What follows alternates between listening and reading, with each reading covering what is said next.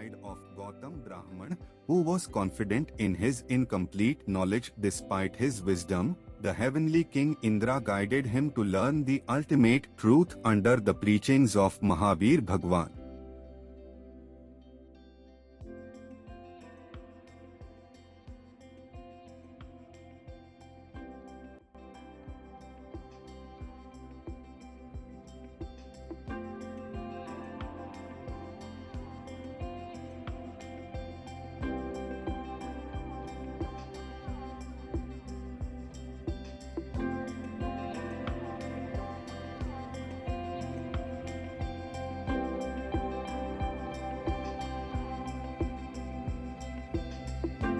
This sequel narrates a famous event of Bhagwan Mahavir Swami, the 24th and the last Tirthankar who was born 566 BCE. He renounced the world at the age of 30 and after rigorous spiritual practices attained Keval Gyan, a state of absolute knowledge, at the age of 42. In this state, Mahavir Swami achieved infinite perceptions, understanding, knowing all without any ambiguity, and visible knowing to an infinite level. Nothing remained hidden from him. Upon obtaining the omniscient science, his voice transformed into a divine sound, known for its melodious and sweet tone. This divine sound, Divya Dhavani, could inspire anyone to listen repeatedly. However, it remained unintelligible to ordinary beings and could only be understood by a special class of disciples known as Gandhars, who were capable of interpreting and conveying its profound teachings to others. A good time has gone, the divine voice had not been heard, as there were no Gandhar available who could comprehend and communicate it. This caused concern in heaven, and King Indra, through his clairvoyance, discovered that Indrabhuti Gautam, a highly learned and proud Brahman, possessed the potential to become the Gandhar of Bhagwan Mahavir. However, Indrabhuti Gautam's arrogance made him believe that he was the most knowledgeable person on earth. The heavenly king Indra thoughtfully devised a plan to bring Indrabhuti Gautam into the circle of Bhagwan. Disguised as an old Brahman, he arrived at Indrabhuti's ashram and stood outside the classroom, waiting for the lesson to conclude, as instructed. "Old Brahman, what is your concern? And what do you seek?" asked Indrabhuti Gautam. The old man bowed respectfully and presented a question in the form of a shloka, seeking its meaning. Truthfully, Indrabhuti Gautam had never heard the phrase before and couldn't understand it. However, unwilling to admit his ignorance, he responded with pride, saying, "You don't know the meaning of such a simple phrase. Let me first teach your guru, as he clearly didn't teach you well. I want to see him immediately." The old Brahman led the way, and Indrabhuti Gautam followed in silence. As they approached the Samosran, the Brahman disappeared, leaving Indrabhuti to continue alone, unaware of the divine intervention. Upon seeing the Manstambh of the Samosran, a radiant pillar shining like the sun, capable of humbling anyone's pride, Indrabhuti's arrogance melted away. The once proud scholar was reduced to a state of humility, completely transformed by the sight of the brilliant pillar. Upon reaching the top of the Samosran Mount, Indrabhuti was overwhelmed by the beauty of the surroundings and the divine presence of Bhagwan, the guru of the old man who had brought him here.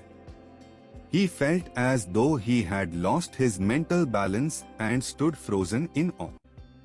Mesmerized by Bhagwan, he removed all his clothes and posed as a naked monk. He pulled out his hair and appeared as a Muni. The theme view of the scene is represented in the given picture. He then laid on the floor and slid towards Bhagwan Mahavir Swami, who was seated at the top of Samosran, 4 inches above his golden stool under the Ashoka tree, floating in the air. Upon approaching Bhagwan, just a few steps below him, he bowed his head in reverence. As he looked at Bhagwan, he was instantly blessed with clairvoyant knowledge, also known as Avdhi Gyan. It was as if a part of Swami's divine energy had merged with him. Soon after, the designated Devas began calling people with melodious music that filled the Samosran. The functional systems and purposes of the Samosran were set in motion smoothly and appropriately. Indrabhuti Gautam realized the difference between two types of knowledge, one that is philosophical, based on personal thoughts and interpretations, and the other that is spiritual, grounded in absolute truth. In another instance, King Shrenik, a regular attendee of sermons, became curious about his next birth. One day, he asked what form his next birth would take. The answer he received was shocking: he would be born in the first hell. Disturbed by this prediction, he asked if there was any way to avoid such a fate.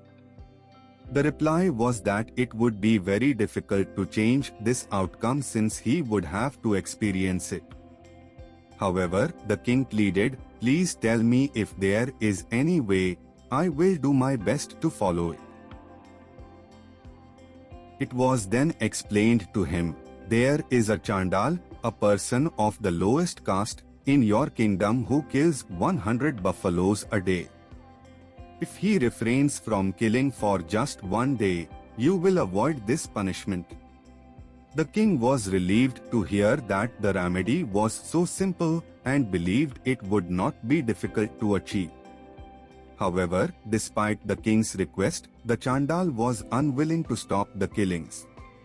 The king then instructed his prime minister to tie the Chandal to a tree for 24 hours to prevent him from carrying out the slaughter. The prime minister followed these instructions. After the day passed, the king asked again, "Where will I go now in my next birth?" The answer remained unchanged: he would still be born in the first hell. Confused, the king asked, "But why, Swamiji? I had the Chandal tied up. He did not kill any buffaloes." The wise sage responded, "While the Chandal did not kill the buffaloes physically, he continued to perform the act in his mind. He imagined the buffaloes on his stomach and acted out their destruction with his hands. This was how he satisfied his desire to kill. Therefore, king, you could not truly stop his urge, even for a day." Daily, hundreds of thousands of people attended Bhagwan's sermons, and it was not easy to respond to all their questions. To understand more deeply, one could gaze into the mirror behind Bhagwan, which revealed the 7 stages of their life, including 3 previous births, the present life, 3 future births. Upon seeing Guru Swamiji, Indrabhuti Gautam's pride vanished instantly, and he realized the true workings of nature.